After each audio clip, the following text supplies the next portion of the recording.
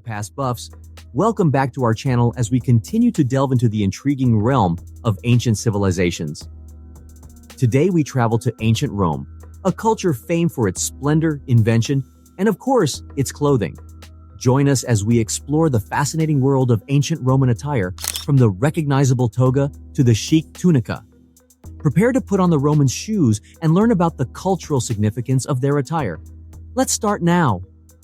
The wealth and extravagance of the Roman Empire paved the way for amazing fashion movements that shaped Western culture for millennia.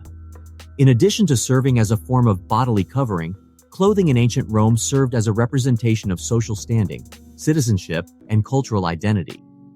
Let's start with the toga, which is the most recognizable garment connected with the Romans. Romans wore the toga, a big, voluminous wool garment, exclusively. Its complex folding and draping called for talent and frequently the help of a slave. Roman citizenship was symbolized by the toga, which was typically worn for formal events like ceremonies and speeches. The toga was not a practical garment for everyday wear, despite being a sign of prestige and power. Romans required clothing that was more practical, which is why the tunica was created. The tunica was a straightforward, airy clothing that was worn by both sexes. It resembled a loose-fitting tunic, and, depending on the wearer's social standing, reached the knees or the ankles. The toga served as the ultimate representation of Roman citizenship and power. The toga was a sizable, semicircular or rectangular piece of white wool clothing worn only by male Roman citizens. The toga's style and dimensions, however, changed based on the situation and the wearer's social standing. The toga virilis, often called the toga of manhood, was the most popular kind of toga. When young Roman men attained adulthood, usually around the age of 16, they wore it.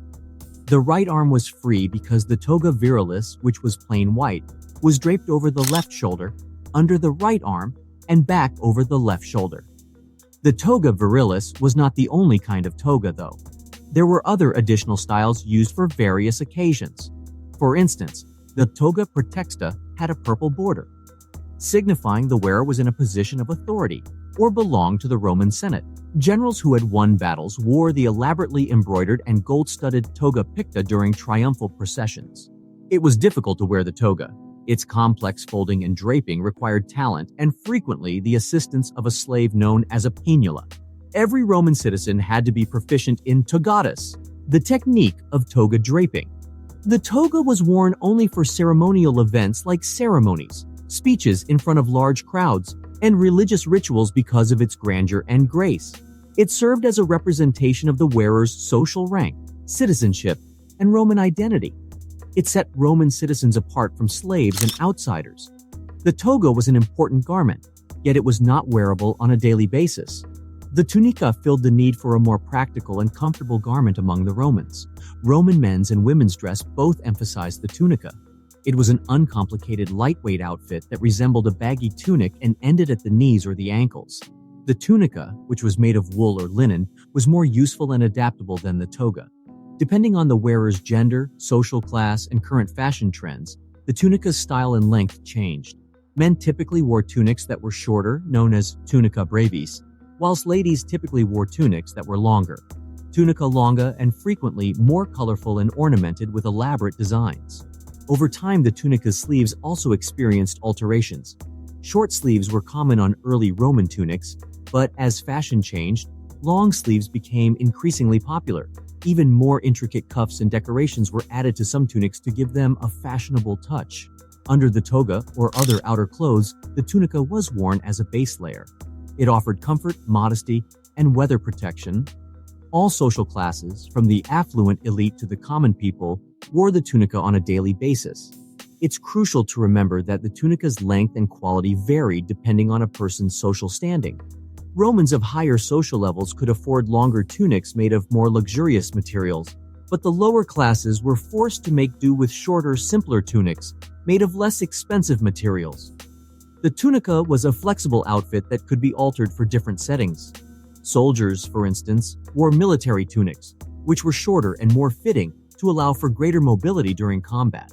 With its usefulness, comfort, and versatility, the tunica became a staple of Roman fashion and a symbol of their practical approach to attire. We must not ignore the cultural relevance of the toga and tunica as we examine ancient Roman attire.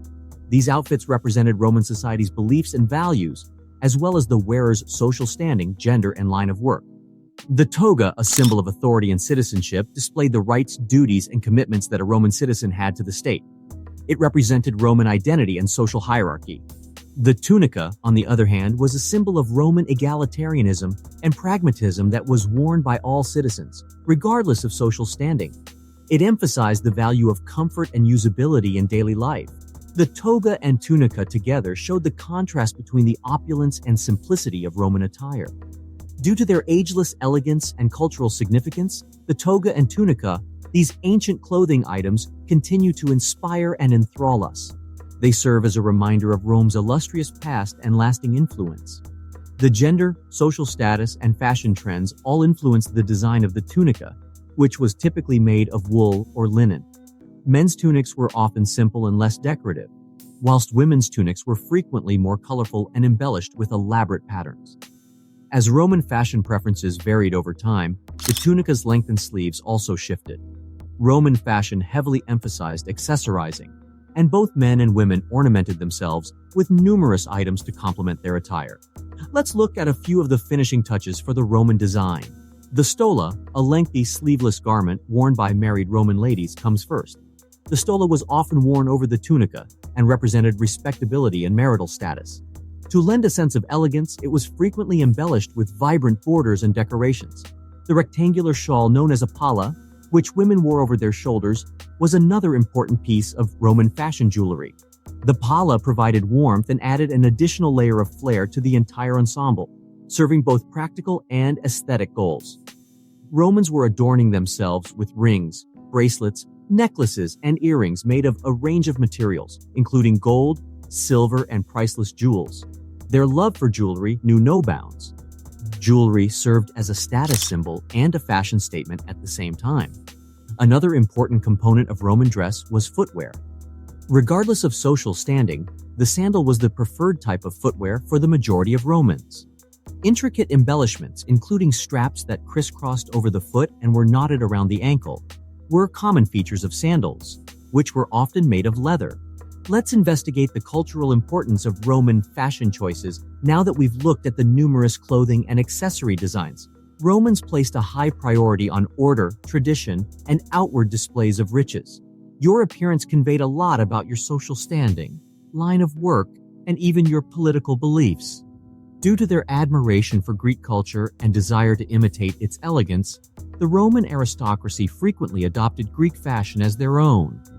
But the Romans also infused their clothing with luxury and grandeur, giving it their own special spin. Practicality and climate also had an impact on Roman dress. As the empire grew, it faced various climates, which led to the adoption of regionally inspired clothes. Roman soldiers' uniforms frequently had an impact on civilian clothing, hence the Roman military also had a big influence on design trends. It's important to note that not all Romans had access to ostentatious attire. The lower classes frequently had to get by with simpler clothes made of less expensive fabrics. Fashion was traditionally a luxury enjoyed by the affluent and influential. Fashion underwent additional changes as the Roman Empire expanded and became the Byzantine Empire. Traditional Roman clothing started to meld with Eastern influences from places like Egypt and Persia, creating a distinctive look that would influence fashion for decades to come. Even though ancient Rome may have vanished from history, its influence on clothing cannot be denied. The toga and tunica, which the Romans formerly wore, have had a lasting influence on contemporary fashion, inspiring both designers and fashion fans. Ancient Roman clothing, from the sparkle and glamour of the toga to the functionality and adaptability of the tunica, reflected the ethos of a culture that valued beauty, power, and social standing. We have now reached the conclusion of our tour of ancient Roman attire. We hope you liked learning about the many clothing and accessory trends, as well as the cultural importance of their fashion choices. Don't forget to like this video, subscribe to our channel, and comment below with your opinions and any suggestions for future episodes' themes. I appreciate you choosing to watch. Give them a like, subscribe, and click the notification bell if you want to stay up to date with our most recent episodes. Additionally, if you have any suggestions for future topics, please share them in the space below. Till we meet again, keep your sense of wonder alive and never stop exploring.